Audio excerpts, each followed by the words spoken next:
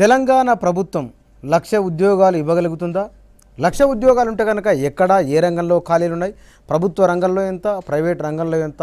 కొత్త రాష్ట్రము, 1,00,000 ఉద్యోగాలు, కోటి ఆశలు. ఇది ఇవాల్టి 7 PM చర్చలో పాల్గొనేందుకు ఎమ్మెల్సీ నాగేశ్వర్ గారు మన దగ్గర ఉన్నారు. సార్ గుడ్ ఈవినింగ్ అండి. గుడ్ ఈవినింగ్ అండి. తెలంగాణ రాష్ట్రంలో ఇటీవలి కాలంలో మనం మీడియాలో చూస్తున్నాయి, ప్రభుత్వం చెబుతున్నాయి 1,00,000 వరకు ఉద్యోగాలు ఇస్తామని. 1,00,000 ఉద్యోగాలు అనేది ఇవాళ సాధ్యమయ్యే విషయమేనా? That basic question. ఇవ్వచ్చా? లక్షల ఉద్యోగాలు ఇవ్వచ్చు.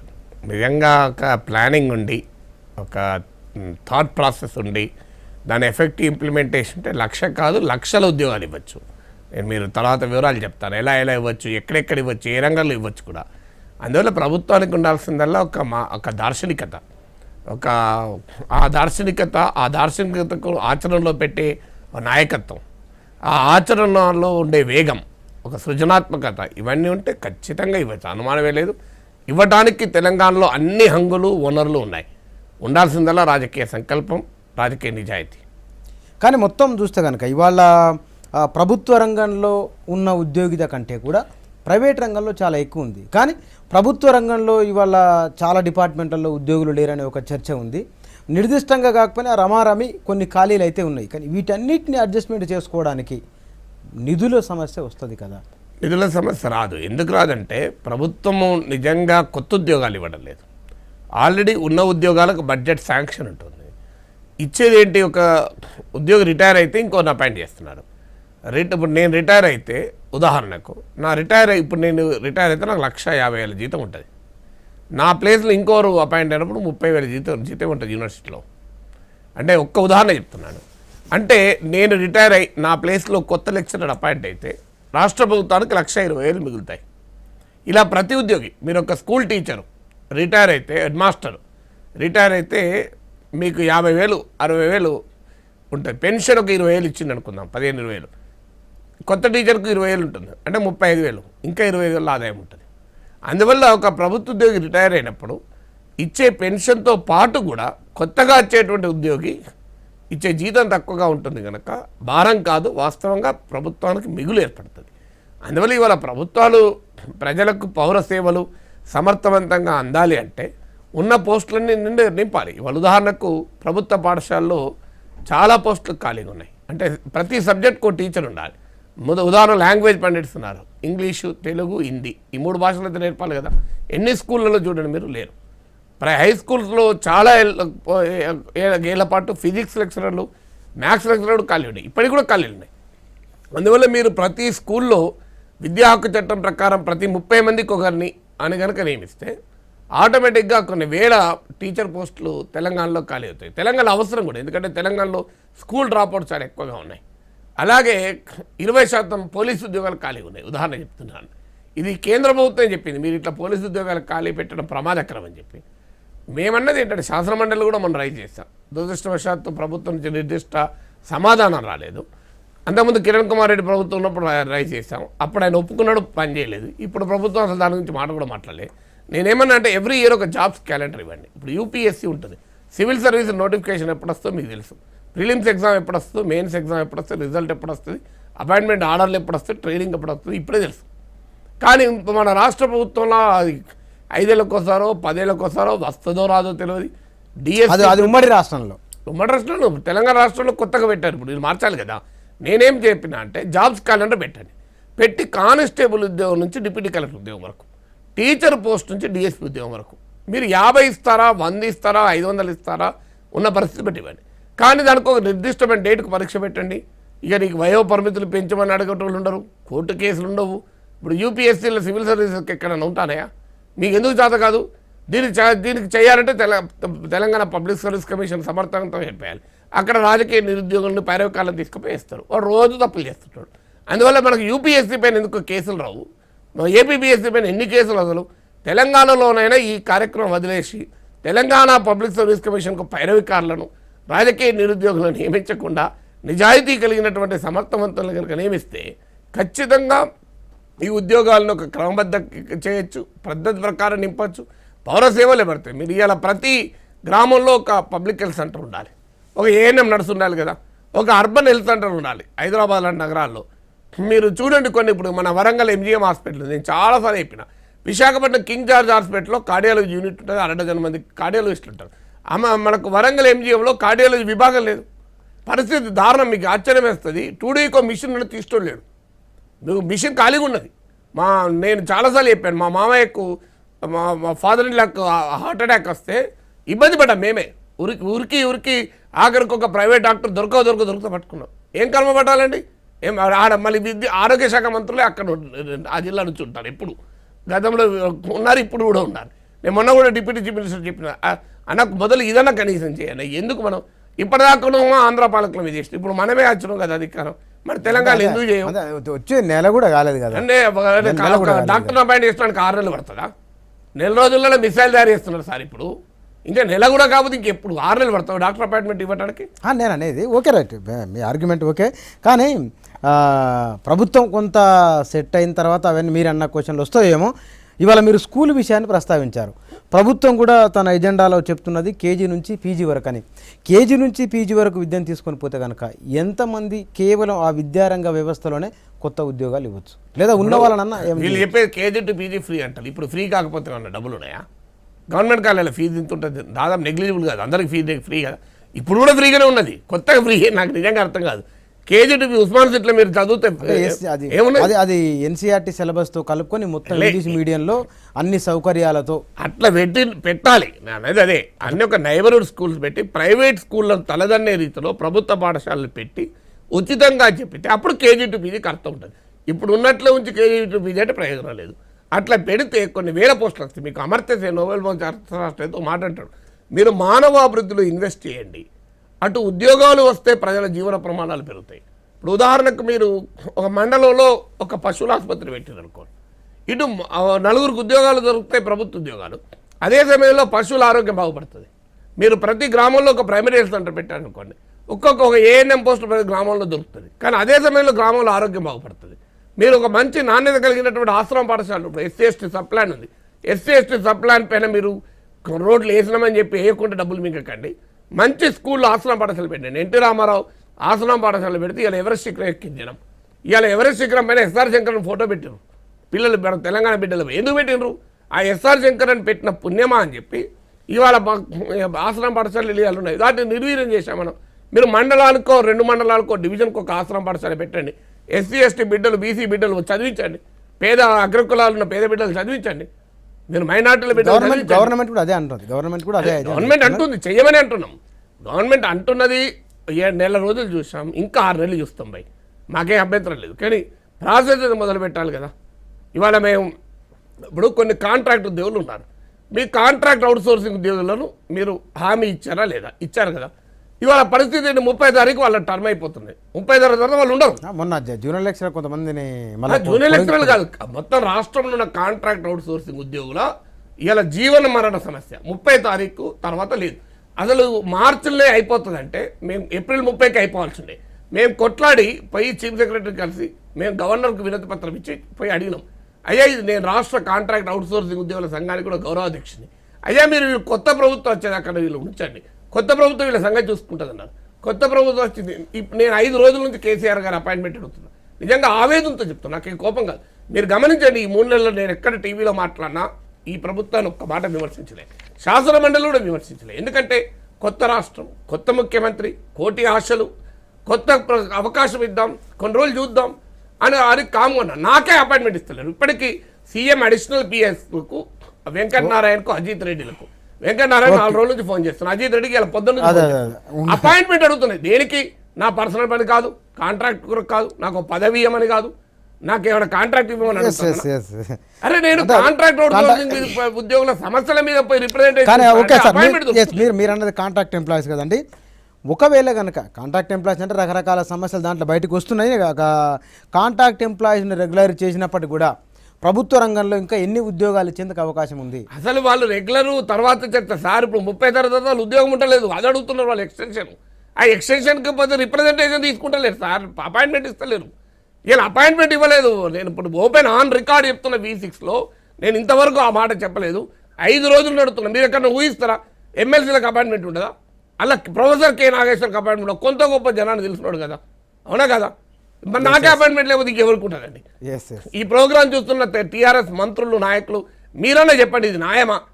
అరే ప్రజలంతా మీకు ఓట్లేస్తే మీరు ఇట్లా నా మాట చేసే పని. ఓకే ఓకే దీనిపైన మరింత చర్చించే ముందు పారిశ్రామిక రంగం, ఐటీ రంగంలో ఉన్న ఉద్యోగ అవకాశాలు ఎంత, ప్రభుత్వ రంగంలో కొంతలో కొంత అనుకుంటే కనుక ఎంత మేరకు మెరుగుదల ఉండే అవకాశం, దీనిపైన మరింత చర్చించే ముందు డిస్కషన్లో స్మాల్ బ్రేక్.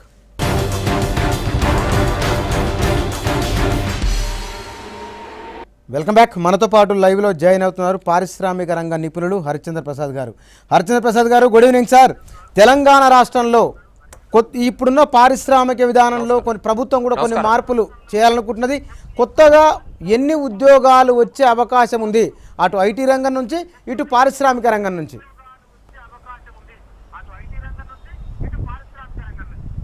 అంటే ఎన్ని ఉద్యోగాలు క్రియేట్ అవుతాయని నేను చెప్పలేను కానండి. ఒకటి మనకి ఒక 4 సెక్టర్స్లో I can see some employment creation అండి. ఒకటి ఐటీఐఆర్ అంటే ఐటీ రంగంలో, బికాజ్ సెంట్రల్ గవర్నమెంట్ స్కీమ్ ప్రకారం మన హైదరాబాద్ చుట్టుపక్కల ప్రాంతాల్లో ఐటీఐఆర్ ఇచ్చారు కాబట్టి ఒక 3 ప్రాంతాల్లో అదొకటి. రెండోది ఈ రీఆర్గనైజేషన్ యాక్ట్ ప్రకారం క్లాజ్ 94లో కొన్ని ట్యాక్స్ బెనిఫిట్స్ ఇవ్వాలి. సో ఆ ట్యాక్స్ బెనిఫిట్స్ కనుక మనం మ్యాక్సిమం ఏరియాస్కి తెచ్చుకుంటే తద్వారా మనకి ఎంప్లాయ్మెంట్ క్రియేషన్ ప్రైవేట్ సెక్టర్లో జరిగే ఆస్కారం ఉంది. మూడోది ఇన్ఫ్రాస్ట్రక్చరు డెవలప్మెంటు. హైదరాబాద్ తప్ప ఇంకెక్కడా ఇన్ఫ్రాస్ట్రక్చర్ డెవలప్మెంట్ లేదండి తెలంగాణలో మీరు కనుక చూస్తే. సో అంటే ఇప్పుడు ఎయిర్పోర్ట్స్ తీసుకోండి, ఆంధ్రాలో అయితే ఆంధ్రప్రదేశ్లో దరిదాపు 4 ఆపరేటింగ్ ఎయిర్పోర్ట్స్ ఉన్నాయి. హైదరాబాద్ తప్ప తెలంగాణలో మీకు ఇంకొక ఎయిర్పోర్ట్ లేదు. సో ఎయిర్పోర్ట్ డెవలప్మెంటు, ఈ రేడియల్ రోడ్స్ హైదరాబాద్ నుంచి ఈ బ్యాక్వర్డ్ రీజన్స్కి radial roads 6 lane radial roads వేయటం, పవర్ జనరేషన్ ఇంక్రీజ్ చేయటం, ఇలాంటి ఇన్ఫ్రాస్ట్రక్చర్ యాక్టివిటీస్ మూలాన కూడా మనకి we'll have lot of investment proposals అండి. అదేవిధంగా నాలుగోది ఫుడ్ రిలేటెడ్. అంటే ఇప్పుడు మనం ఫుడ్ ప్రొడ్యూస్ చేస్తున్నాం కానీ అటు ప్రాసెస్ ఇండస్ట్రీ లేదు. సో ఫుడ్ ప్రాసెసింగ్ యూనిట్స్ పెట్టడం, తద్వారా employment creation, value addition for the farmer, better price for the farmer, వీటన్నిటి మీద కాన్సన్ట్రేట్ చేయొచ్చు. సో ఐ ఫీల్ దట్ ఈ 4 సెక్టర్స్లో other than 5th sector government jobs.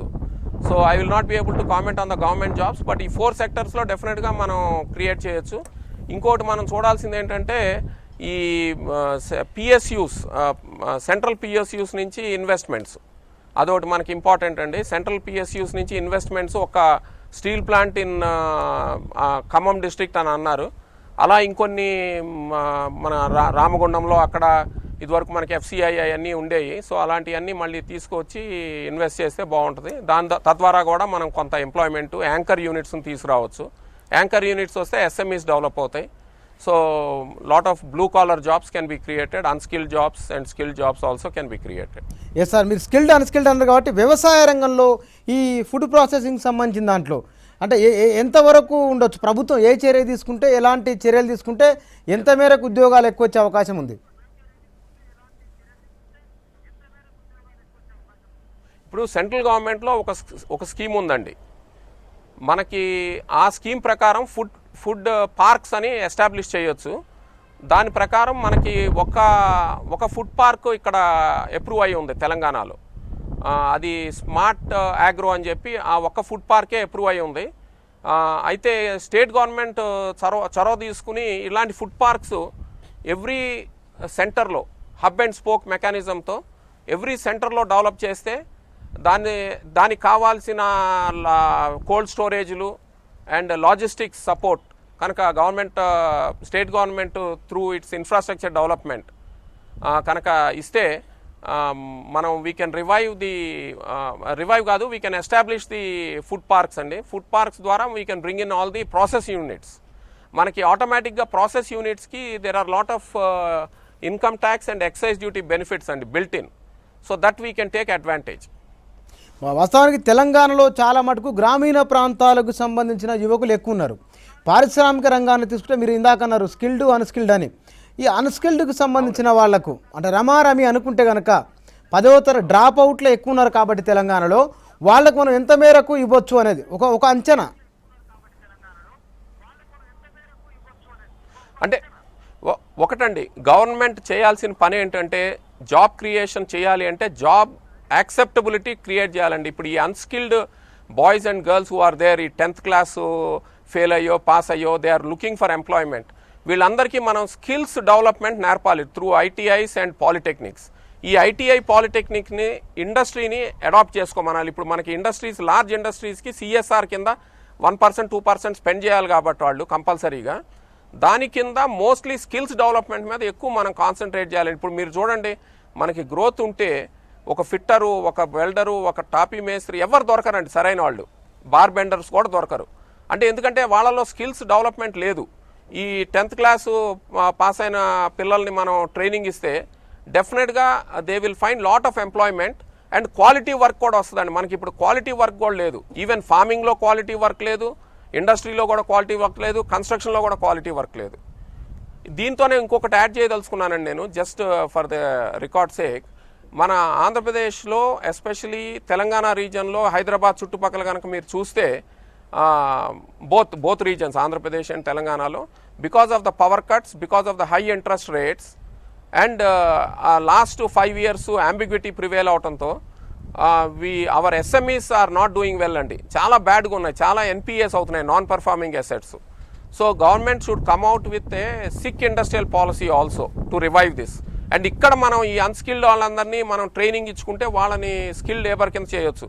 అంటే one of the reasons మనకు orders ఎందుకు లేవు హైదరాబాద్ చుట్టుపక్కల ఎస్ఎంఈస్ కంటే మన ప్రొడక్టివిటీ కూడా లోగా ఉందండి. సో మనం ఆ ప్రొడక్టివిటీ ఇంక్రీజ్ చేసుకోవాలి. ఇప్పుడు తమిళనాడు అవన్నీ ఎగ్జాంపుల్ అండి. మనకి lot of ITIs and polytechnics are doing much better in Tamil Nadu than in Telangana or in Andhra Pradesh. Yes sir, Nageshwar garu, Harichandra Prasad గారు చెప్పినట్టుగా గ్రామీణ ప్రాంతాలకు సంబంధించిన యువకులకు మన ముందు వచ్చిన ఒక 3 రాష్ట్రాలు ఉన్నాయి. ఆ రాష్ట్రాల్లో ఉన్న ఎంప్లాయ్మెంట్ జనరేషన్ ఎట్లా జరిగింది, మన దగ్గర స్కోప్ ఆయన చెప్పారు ఇందాక, ఇంకా నిర్దిష్టత ఎట్లుండాలి, ప్రభుత్వ చర్యలు ఏముండాలి, ఒక ఎక్స్పెరిమెంట్తో చెప్పండి. అంటే ఇంతకుముందు హరిచంద్ర ప్రసాద్ చెప్పినట్లు అగ్రికల్చర్ రిలేటెడ్ ఇండస్ట్రీ అంటే agro based industries, food processing industries. ఇప్పుడు మనకు ఉదాహరణకు ఆదిలాబాద్, నిజామాబాద్లో కాటన్ ప్రొడ్యూస్ అవుతుంది. జిన్నింగ్ మిల్స్ ఉన్నాయి, స్పిన్నింగ్ మిల్స్ లేవు. స్పిన్నింగ్ మిల్స్ ఏర్పాటు చేసుకోవచ్చు.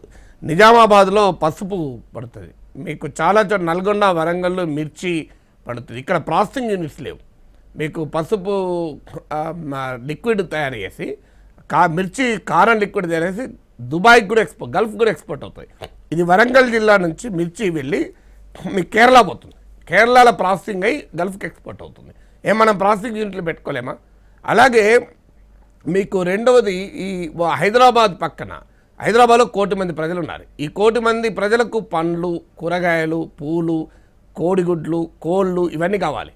మీరు స్పెషల్ జోన్ ఒకటి హార్టికల్చర్ జోన్ ఏర్పాటు చేసి లేదా దాన్ని ఫుడ్ పార్క్ అని పెట్టి రైతుల భాగస్వామ్యాన్ని కల్పించగలిగితే మీకు భారీ ఎత్తున ఎంప్లాయ్మెంట్ పొటెన్షియల్ రావడమే కాదు, హైదరాబాద్ నగర ప్రజలకు సరసమైన ధరలకు నిత్యావసర వస్తువులు దొరికి న్యూట్రిషనల్ సెక్యూరిటీ కూడా వస్తుంది.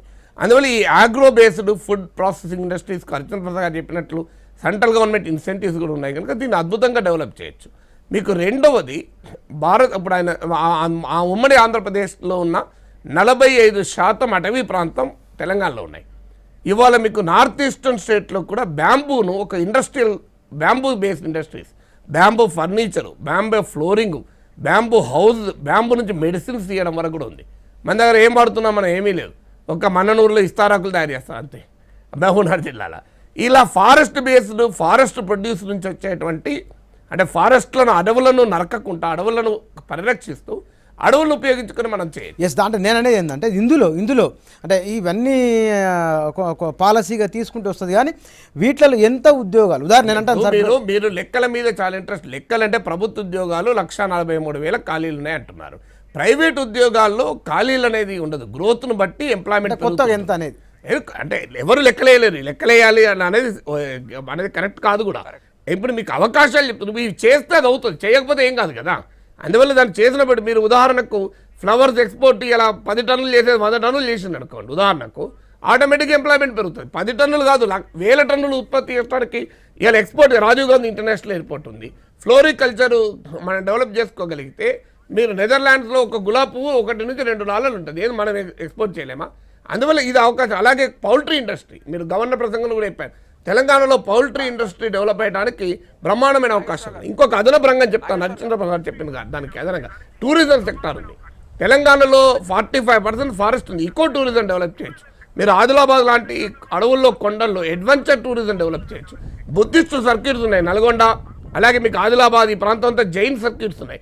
మీకు ఇక్కడ spiritual tourism, religious tourism develop చేయొచ్చు. ఇలా మీరు ఈ అడ్వెంచర్ ఇలా హైదరాబాద్లో infrastructural tourism, medical tourism develop చేయొచ్చు. మీకు బ్రహ్మాండంగా వైద్య పర్యాటక కేంద్రాలు డెవలప్ చేయొచ్చు. మీరు ఇలా ప్లెజర్ టూరిజం, హైదరాబాద్ చుట్టూ మీరు కీసరగుట్ట ఉంది, ఇలా చూడండి కీసరగుట్టలో ఏమీ ఉండదు. కీసరగుట్టలో బ్రహ్మాండంగా మీరు ఒక spiritual tourism, pleasure tourism develop చేయొచ్చు. ఏమైనా చేశారా? 4వ శతాబ్ద కాలంలో మాధవవర్మ పాలించినటువంటి ప్రాంతం. ఆ రోజుల్లో తెలుగు అధికార భాషగా వాడారు. ఎవరికి తెలుసండి అది కీసరగుట్టది? ఇప్పటికి కూడా మాధవవర్మ యాగశాల ఉంది, ఎవరికైనా తెలుసా? అందువల్ల మనకు అనంతగిరి హిల్స్ ఉన్నాయి. ఇలా ప్లెజర్ టూరిజం డెవలప్ చేయొచ్చు. ఇలాంటి ఒక రకరకాల టూరిజం సెక్టార్లో మీకు చాలా అన్స్కిల్డ్కు కూడా ఉపాధి దొరుకుతుంది, చాలా సెల్ఫ్ ఎంప్లాయ్మెంట్ దొరుకుతుంది. దీన్ని డెవలప్ చేయొచ్చు. అలాగే తెలంగాణలో ఖనిజాలు ఉన్నాయి. ఇప్పుడు మ్యాంగనీసు, చైనాక్లే, స్ఫటికము, క్వార్డ్జు, ఇలాంటి బొగ్గు, భారతదేశంలో ఉన్న బొగ్గు నిక్షేపాల్లో 20% తెలంగాణలో ఉన్నాయి. వీటికి అన్నింటి కూడా మీరు వాల్యూ అడిషన్ చేసి బ్రహ్మాండమైన ఇండస్ట్రియల్ డెవలప్మెంట్కు మీకు పెట్టుబడులను ఆకర్షించి ఇండస్ట్రియల్ డెవలప్మెంట్ చేయొచ్చు. ఎందుకంటే మనకు అడ్వాంటేజ్ ఉన్నాయి.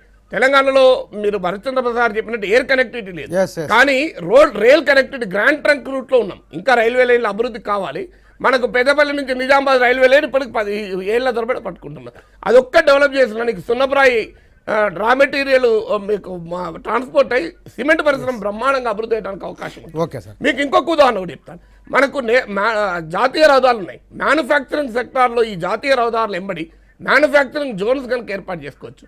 చివరిగా హస్తకళలు, తెలంగాణలో అద్భుతమైన హస్తకళలు, నిర్మల్ బొమ్మలు అంతర్జాతీయ ప్రసిద్ధి అండి. పాప వాళ్ళకి ముడి సరుకు దొరకదండి, ఎంత దుర్మార్గం. నేను నిర్మల్ టాయ్స్ తయారు చేసే వాళ్ళ దగ్గరికి వెళ్ళాను, రోజుకు 100 రూపాయలు గిట్టుబాటు అవుతలేదు. ప్రపంచ ప్రఖ్యాతి నిర్మల్ టాయ్స్ ఎంబర్తున్నాయి. మీకు వరంగా కరీంనగర్ సిల్వర్ ఫిలిగర్ ఉంది, గద్వాల చీరలు చేనేత ఉంది. మీరు గద్వాల చేనేతను అద్భుతంగా డెవలప్ చేయండి. వస్తాను అడిగి మళ్ళీ కింది కుటీర పరిశ్రమలోకి వద్దాం సార్. సార్ హరిచంద్ర ప్రసాద్ గారు మోడర్న్ ఇండస్ట్రీ. హరిచంద్ర ప్రసాద్ గారు, ఐటీఐఆర్ నుంచి ఇందులో మన ప్రభుత్వం కనుక కొంత చర్యలు తీసుకోగలిగితే ఇక్కడున్న స్థానికంగా ఉన్న యువతులకు ఎంత మేరకు అవకాశాలు ఉన్నాయి? ఇది ఎకనామీగా కూడా ఎట్లా అవకాశపడే, అంటే ఎకనామీకి ఉపయోగపడే అవకాశం ఉంది? అంటే ITIR is a blessing in disguise అండి మనకి. అది మనం ఫుల్గా యూటిలైజ్ చేసుకోకపోతే అది ప్రభుత్వం నిర్లక్ష్యమే అవుతుంది కానీ ఇంకేం కాదు. సో మనం we have to see that, ఎందుకంటే సెంట్రల్ గవర్నమెంట్ స్కీమ్ ఇచ్చేసింది మనకి. So very few places have got this scheme. So మనం దాన్ని ఫుల్గా యూటిలైజ్ చేసుకుని, అదే కాకుండా ఎలక్ట్రానిక్స్ మ్యానుఫ్యాక్చరింగ్, ఇప్పుడు ప్రైమ్ మినిస్టర్ గారు ఏమన్నారండి, after oil imports or rather electronics is going to beat oil import bill అన్నారు. సో మనం ఎలక్ట్రానిక్స్కి ఎక్కువ ఎంఫసిస్ ఇస్తారండి. సో మనం ఈ రిలేటెడ్ ఐటీ రిలేటెడే కాబట్టి ఎలక్ట్రానిక్స్ కూడా బాగా డెవలప్ చేసుకోవాలి. మనం ఒక దాని అది మన ఎయిర్పోర్ట్ దగ్గర సెమీ కండక్టర్స్ అని అన్నారు, కానీ అక్కడ చివరికి సోలార్ యూనిట్స్ పెట్టడం అయిపోయింది. అక్కడ యాక్చువల్ సెమీ కండక్టర్స్ అంతా తైవాన్ నుంచి, జపాన్ నుంచి వస్తున్నాయి. We are not able to do LEDs, we are not able to do. ఇవన్నీ కూడా మనం ఇక్కడ చేసుకోవచ్చు అండి. Hyderabad climate suits very well for all those things. And ఇక్కడ కావాల్సిన స్కిల్ సెట్స్ ఉన్నాయి, ఇన్ఫ్రాస్ట్రక్చర్ కూడా ఉంది మనకి. అంటే to attract this high end people we have proper airport, we have proper hotels, convention centres అన్నీ ఉన్నాయండి మనకి. అంటే it is now for the government to see that we maximum exploit ITIR. Okay,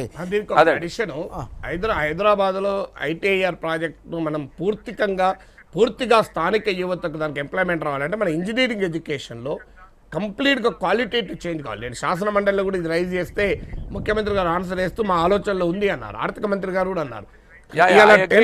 associated chamber of commerce and industry ASSOCHAM అంచనాల ప్రకారం మన engineering గ్రాడ్యుయేట్స్లో 10% కూడా employability లేదు. నేను అనుభవంతో చెప్తాను. నేను Birla institute of technology and sciences bits Pilani Hyderabad క్యాంపస్లో 4 ఏళ్ళుగా విజిటింగ్ ప్రొఫెసర్గా పాఠాలు చెప్తున్నా, అనుభవంతో చెప్తున్నా. ఇంజనీరింగ్ ఎడ్యుకేషన్ మనం రెవల్యూషనరీ చేంజ్ రావాలి, లేకపోతే మనం ఈ ఆధునిక నాలెడ్జ్ ఎకానమీ బెనిఫిట్స్ ఆడుకోలేము. మీకు చాలామందికి తెలియదు, హైదరాబాద్లో BMW కార్లలో వాడే పరికరాలు తయారు చేస్తారు. మీకు చంద్రయాన్, మంగళ్యాన్ అంగారగ్రహానికి వెళ్ళిన యాత్రల్లో వాడే పరికరాలు తయారు చేశారు, అగ్ని మిసైల్లో తయారు చేసే పరికరాలు తయారు చేశారు. ఇది ఒక బల్క్ డ్రగ్ క్యాపిటల్. ఇవాళ ఉత్తరాఖండ్కి, హిమాచల్ ప్రదేశ్కు చాలా పరిశ్రమలు తరలి వెళ్ళాయి. మళ్ళీ దీన్ని రివైవ్ చేసి ఇక్కడ ఫార్మాసిటికల్ క్యాపిటల్గా హైదరాబాదుకున్న విశిష్టతను కాపాడచ్చు. ఐటీఐఆర్ అంటే ఏంటిదంటే, చాలామందికి ఐటీఐఆర్ అనేది ఒక నోషన్గా ఉంది. ఐటీఐఆర్ ఏంటంటే ఒక మ్యాసివ్ రీజన్, అక్కడ మహేశ్వరం నుంచి మొదలుకొని ఇటు మీ ఘట్కేశ్వర్ వరకు ఈ విస్తారమైన ప్రాంతాన్ని ఒక ఐటీ ఇన్వెస్ట్మెంట్ రీజన్ అంటే it's a totally new city. ఇందులో కమర్షియల్ కాంప్లెక్స్లు, హౌసింగ్ రెసిడెన్స్లు, షాపింగ్ కాంప్లెక్స్లు, ఇండస్ట్రియల్ స్పేస్లు, రిక్రియేషన్ కాంప్లెక్స్, రవాణా, ఎవ్రీథింగ్ ఉండాలని, ఎవ్రీథింగ్ ఉండే అవకాశం ఉంటుంది. అంటే ఒకసారి మీరు ఆలోచించండి, ఇవన్నీ కావాలంటే ఎంత ఎంప్లాయ్మెంట్ క్రియేట్ అవుతుందో ఒకటి ఆలోచించండి. మీరు కన్స్ట్రక్షన్లోనే ఎంతమంది మేస్త్రీలు కావాలి, ఎంతమంది బిల్డింగ్ వర్కర్లు కావాలి. ఒక 4 స్విమ్మింగ్ పూల్ కడితే ఆ స్విమ్మింగ్ పూల్ మేనేజ్ చేస్తానికి ఎంతమంది కావాలి మీరు చూడండి. షాపింగ్ కాంప్లెక్స్లు, స్కూళ్ళు, హాస్పిటల్స్ ఇవన్నీ రావాలి. అంటే ఎంత ఇన్ఫ్రాస్ట్రక్చర్ ఉంటే ఇదంతా సాధ్యమవుతుంది. ఈ ఆఫీస్ స్పేస్ క్రియేట్ కావాలి. ఇవన్నీ కావడానికి ఒక మ్యాసివ్ ఫిలిప్ ఉంటుంది. దీనికి మనకు ప్రాపర్ కనెక్టివిటీ ఇచ్చే శాటిలైట్ టౌన్షిప్ డెవలప్ చేస్తే అద్భుతంగా చేయొచ్చు. సార్ హరిచంద్ర ప్రసాద్ గారు, ప్రభుత్వ రంగంలో ఇవాళ తెలంగాణలో ఉన్న మొత్తం ఉద్యోగాలు ఖాళీలున్నాయి, నిండినాయి మొత్తం తీసుకుంటే 4.5 లక్షలు ఉన్నాయి. ప్రైవేట్ రంగంలో కనుక స్కిల్డ్ అన్స్కిల్డ్ మొత్తం తీసుకున్నా కూడా ఒక 5 ఏళ్ల కాలంలో ఎంత మేరకు ఉద్యోగ అవకాశాలు ఇవ్వవచ్చు ప్రభుత్వం?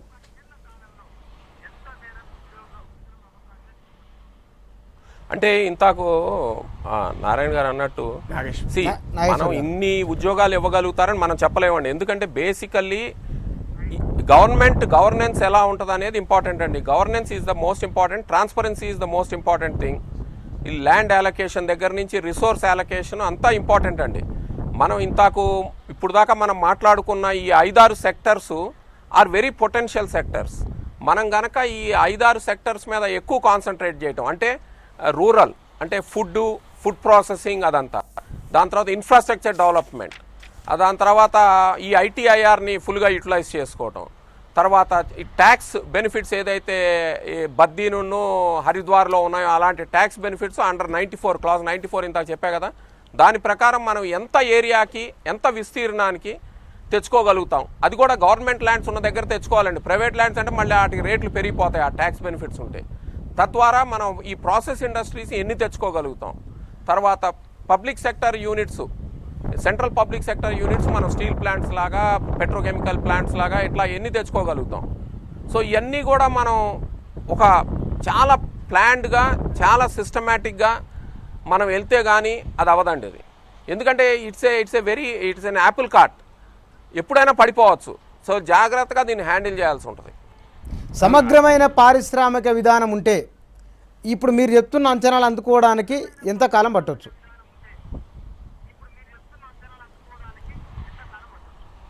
అంటే ఇవన్నీ 5-year ప్లాన్స్లో జరుగుతాయండి. ఐ ఫీల్ దట్ ఒక్కసారి మనం కిక్ స్టార్ట్ చేస్తే ఒక డికేడ్ అంటే 5-year ప్లాన్స్లో మనం అచీవ్ చేయొచ్చు అండి. Okay sir, thank you sir. Harichandra Prasad గారు చర్చలో పాల్గొన్నందుకు ధన్యవాదాలండి మీకు. నాగేశ్వర్ గారు, ఇందాక మీరేమంటున్నారు? అంటే ఇప్పుడు దీనికి కావాల్సింది ఏంటంటే, వాస్తవంగా 10 years అమ్మో చాలా ఎక్కువ అనుకోవచ్చు. మీరు 1 yearలో కూడా రిజల్ట్ వస్తుంది. ఇప్పుడు 4 పౌల్ట్రీ యూనిట్లు వస్తే ఆటోమేటిక్గా రిజల్ట్ వస్తుంది. దీనికి కావాల్సింది ఏంటంటే తెలంగాణ ప్లానింగ్ బోర్డును రివైవ్ చేయాలి. దీనికి మళ్ళీ రాజకీయ పునరావాస కేంద్రంగా కాకుండా ఒక విజన్ ఉండి, డైనమిజం ఉండి, ఒక లీడర్షిప్ ఇవ్వగలిగితే వీటిని మానిటర్ చేస్తూ ఈ మొత్తం అన్ని సెక్టార్స్ను మల్టీ సెక్టార్ మానిటరింగ్ చేసుకుంటూ మీరు కనుక చేయగలగాలి. అలాగే ఒక Telangana institute of human resource development పెట్టి మ్యాసివ్ స్కిల్ ఫార్మేషన్, పెద్ద ఎత్తున నైపుణ్యాన్ని ఇవ్వగలగాలి. ఎందుకంటే this is the modern economy. ఇప్పుడు ఎలక్ట్రానిక్స్ ఇండస్ట్రీ వస్తుంది, నీకు నైపుణ్యం లేదనుకోండి ఏమవుతుంది, వేరే వాళ్ళ ఉద్యోగాలు తెచ్చుకోవాల్సిందే. ఎందుకంటే అది ప్రైవేట్ సెక్టార్. ఇదే గవర్నమెంట్ సెక్టార్లో నీకు 16 జీవోలు, స్థానికతలు ఇవన్నీ ఉన్నాయి. ప్రైవేట్ సెక్టార్లో ఎవడు తెలివైన ఉంటే వాడు పనిచేస్తాడు. అందువల్ల మీరు వీటిని తయారు చేసే ముందు ఒక Telangana institute of human resource development చేసుకొని ఒక massive skill formation, capacity building Telangana యూత్లోకి తేగలగాలి.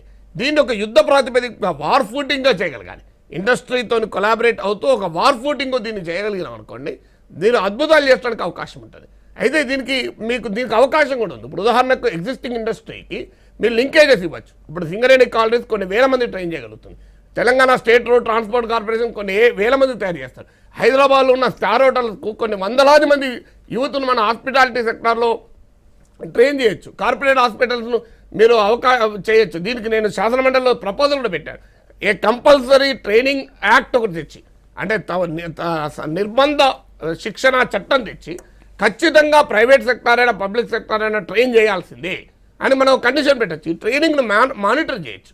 ఈ స్కిల్ డిమాండ్ ఏముంది అంటే మీరు ప్రైవేట్ సెక్టార్లో ఏ స్కిల్స్కు డిమాండ్ ఉంది, ఆ స్కిల్స్కు ఎలా ట్రైనింగ్ ఇవ్వాలి, ఆ ట్రైనింగ్ ఎలా మనం ప్రమాణాలతో కూడాలి, ఇవన్నీ కనుక మానిటర్ చేసే నోడల్ ఏజెన్సీస్గా Telangana planning board, Telangana institute of human resource డెవలప్మెంట్లు ఈ రెండు కనుక ఎఫెక్టివ్గా పనిచేయగలిగితే అద్భుతమైన ఫలితాలు ఇవ్వచ్చు. సార్, ఆదిలాబాద్ జిల్లాలో హతునూరు, ఇంద్రవెల్లో ఎక్కడో ఒక ఊర్లో ఉన్న ఒక 10వ తరగతి ఫెయిల్ అయిన 10వ తరగతి పాస్ అయ్యి ఊర్లో ఉన్న ఒక అబ్బాయి అమ్మాయి ఉద్యోగం రావాలంటే వాళ్ళు ఎట్లా, ప్రభుత్వానికి వాళ్ళకి యాక్సెస్ ఎట్లా ఉండాలి, వాళ్ళకి ఎట్లా ఎంప్లాయ్మెంట్ చేయాలి? దీనికి ఇవాళ ఇన్ఫర్మేషన్ టెక్నాలజీ ఒక అవకాశం ఇచ్చింది. ఈ ఇన్ఫర్మేషన్ టెక్నాలజీతో మీరు మ్యాన్ పవర్ ప్లానింగ్ అంటారు, మ్యాన్ పవర్ మ్యాపింగ్ అంటారు. ఈ మ్యాన్ పవర్ మ్యాపింగ్ చేస్తే ఏమవుతుందంటే విలేజ్ నుంచి, ప్రతి గ్రామం నుంచి ఉపాధి కోరుతున్న బిడ్డలు ఎవరు, వీరికి ఉన్నటువంటి ఎగ్జిస్టింగ్ స్కిల్స్ ఏంటి, ఇది ఒక మ్యాపింగ్ చేయాలి. రెండో మ్యాపింగ్ ఏం చేయాలి, ఒక గ్రామ స్థాయి నుంచి రాష్ట్ర స్థాయి వరకు ఎంప్లాయ్మెంట్ మ్యాపింగ్ చేయాలి. అంటే పొటెన్షియల్ ఎంప్లాయ్మెంట్ ఆపర్చునిటీస్ ఏమున్నాయి, వీటికి ఏ రకమైనటువంటి శిక్షణ ఉండాలి, ట్రైనింగ్ ఉండాలి. ఒక్కసారి నీకు man power mapping, employment mapping ఉందనుకోండి, నీకు గ్యాప్ అర్థమవుతుంది. అంటే మార్కెట్, ఇండస్ట్రీ ఏ స్కిల్స్ కోరుతుంది, తెలంగాణ బిడ్డల దగ్గర ఏ స్కిల్స్ ఉన్నాయి. ఎప్పుడైతే ఈ స్కిల్ గ్యాప్ను మనం కనుక ఐడెంటిఫై చేయగలిగితే నెక్స్ట్ ట్రైనింగ్ మ్యాపింగ్ చేయాలి. అంటే ఎక్కడెక్కడ ట్రైనింగ్స్ పెట్టాలి, ఎక్కడెక్కడ ఏ లెవెల్లో మనం ట్రైనింగ్ ఇవ్వాలి అని ట్రైనింగ్ మ్యాపింగ్ చేయాలి. అంటే మ్యాన్ పవర్ మ్యాపింగు, మీకు employment jobs mapping, skills mapping, అలాగే మీకు ట్రైనింగ్ మ్యాపింగ్, ఈ మూడు చేయగలిగి ఈ మూడింటిని ఇంటర్లింక్ చేయగలిగితే మీకు ప్రతి గ్రామంలో ఉన్న ప్రతి బిడ్డకు ట్రైన్ చేయొచ్చు. మీరు గవర్నమెంట్ ఎంప్లాయ్మెంట్లో కూడా ట్రైన్ చేయాలి. ఇవాళ మీకు ఒక కానిస్టేబుల్ పోస్టుకు మీరు అన్నట్లు ఉట్నూరు దగ్గర, ఇంద్రవేల్ దగ్గర ఉన్న యూత్ ఉన్నాడు, 10వ తరగతి చదివిండు, కానిస్టేబుల్ పోస్టుకు ఎలిజిబుల్ కదా. ఎవరు కానిస్టేబుల్ పోస్టుకు వస్తారు? హైదరాబాద్లో ఉన్నాడు, ఉస్మాన్ సిటీలో పరిగెత్తి కానిస్టేబుల్ అవుతాడు. కానీ ఒక ఉట్నూరులో ఉన్నవాడు పరిగెత్తగలుగుతాడు కదా. మీరు అతనికి పోలీస్ కానిస్టేబుల్ పోస్టు ట్రైన్ చేయి, ఎస్ఐ పోస్టు ట్రైన్ చేయి, కొన్ని వేల మందికి మీరు శిక్షణ ఇవ్వచ్చు. మీరు మనకు తెలంగాణలో మొన్న మీకు ఐఏఎస్ అధికారులు కేటాయింపు, ఐఏఎస్ అధికారులు లేరు. మీరు ఒక్క 2 ఏళ్ళు నేను ఛాలెంజ్ చేసి చెప్తున్నా, నేను ఐఏఎస్ వాళ్ళకి 20 ఏళ్ళ నుంచి పాఠాలు చెప్తున్నా, 2 ఏళ్లలో 100 మంది తెలంగాణ బిడ్డలు ఐఏఎస్ ఆఫీసర్లు చేయకపోతారు. ఛాలెంజ్ చేసి అంటే ఏ ప్లాన్ ఇప్పుడు మీరు చెప్తున్న ఒక ఎగ్జామ్, ఒక ఐఏఎస్లో చెప్తున్నా, ఐఏఎస్ ఆఫీసర్లు మనం శిక్షణ ఇవ్వగలిగితే మీరు రాజస్థాన్, నేను నేషనల్ అకాడమీ ఆఫ్ అడ్మినిస్ట్రేషన్ ముస్తూరులో పాఠాలు చెప్పడానికి పోతే బాధేసింది. అరే మీకు తమిళనాడు నుంచి ఉంటారు, రాజస్థాన్ నుంచి ఉంటారు, ఎందుకు మనకు ఇక్కడ నుంచి ఉండరు? ఎందుకు తెలుగు బిడ్డలు ఉండరు? ఎందుకు తెలంగాణ బిడ్డలు ఉండరు? ఎందుకు ఉస్మాన్ సిటీ నుంచి ఐఏఎస్ రాక ఎన్ని రోజులైంది, ఎన్నేళ్ళు అయింది? మరి లెక్క పెట్టండి, ఎంతమంది అవుతున్నారు? అంటే ఒక్కరో ఇద్దరు అవుతలేరు నేను అంటలేను. ఈ ట్రైన్ చేయగలిగితే మీరు ఒక్కసారి ఐఏఎస్ అధికారులు కేంద్రంలో మన వాళ్ళు ఉన్నారనుకో, మనకు అనేక రకాల స్కీమ్స్లో అడ్వాంటేజ్ ఉంటుంది. మీకు అదొక మా లాబింగ్ లాగా ఉపయోగపడుతుంది. అందువల్ల ఒక ఐఏఎస్ అధికారులే కాదు, ఈవెన్ గవర్నమెంట్ ఎంప్లాయీస్. మీరు చెప్పిందంతా అంటే వినడానికి అయితే చాలా అద్భుతంగా ఉంది నిజంగా. తెలంగాణ చేయడానికి అక్కడికి వస్తుంది. అంటే ఆచరించడానికి ప్రభుత్వానికి ఎంత వ్యవధి ఉండాలి, ఎంత అంటే యంత్రాంగాన్ని దీనికి 10 ఏళ్ళ పట్టదండి. నువ్వు ఇవాళ ట్రైన్ చేసావు అనుకోండి, ఇవాళ ఐఏఎస్ రాత్రి సెలెక్ట్ అవుతాను.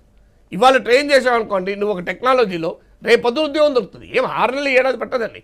మన పిల్లలు ఇప్పుడు కంప్యూటర్ నేర్చుకొని 3 నెలలు నేర్చుకొని అమెరికాలో ఉద్యోగాలు చేస్తలేరా? దీనికి 6 ఏళ్ళు పడుతుందా? నేను 3 నెలల్లో నేర్చుకొని అమీర్పేటలో ట్రైన్ అయ్యి అమెరికాలో ఉద్యోగం చేస్తున్నాడు. మరి అలాంటప్పుడు ఇది ఎందుకు రాదండి? అంటే దీనికి ఒక విషయం ఉండాలి అంతే తప్ప అసాధ్యమే కాదు. నేను అనుభవంతో చెప్తున్నా, నేను చాలామందిని ట్రైన్ చేసిన ఎక్స్పీరియన్స్తో చెప్తున్నా, ఏదో కథలుగా చెప్పడం లేదు. నేను ఈ 15 ఏళ్లలో దాదాపు ఒక 300-400 మంది గ్రూప్ 1 ఆఫీసర్లను ట్రైన్ చేశాను. మీరు సెక్రటరీకి వెళ్ళండి, నా స్టూడెంట్స్ ఒక 300-400 మంది ఉంటారు. ఎందుకు చేయరాదండి? మనకు అనుభవం, మనకు దానికి ఒక ప్లానింగ్, ప్రాపర్ ఎగ్జిక్యూషన్. గవర్నమెంట్ ఎంప్లాయ్మెంట్లో మీరు ఎక్కువ ఉద్యోగాలు ఇవ్వలేరు. ప్రైవేట్ ఉద్యోగాల్లో ఉన్నంత ఎలాస్టిసిటీ గవర్నమెంట్లో ఉండదు. కానీ ప్రతి బిడ్డ గవర్నమెంట్ ఉద్యోగానికి పోవాలనుకునే ప్రతి బిడ్డ, నాకు ఒక అవకాశం వచ్చింది, నాకు శిక్షణ వచ్చింది, నా ప్రభుత్వం నన్ను ట్రైన్ చేసింది, నా శక్తి మేరకు నేను ప్రయత్నించిన, రాలేదు అంటే బాధపడడు. కానీ నాకు అవకాశమే లేదు, నేను ప్రిపేరే కాలేకపోయా, నాకు డబ్బులు లేవు, నాకు కోచింగ్ పెట్టలేను అంటే బాధపడతాడా లేదా? మీరు అవకాశం ఇవ్వండి, కాకపోతే ప్రైవేట్ సెక్టర్కి వెళ్తాడు. సార్ ఇప్పుడు మన షో చూస్తున్న వాళ్ళలో చాలామంది నిరుద్యోగులు ఉండొచ్చు.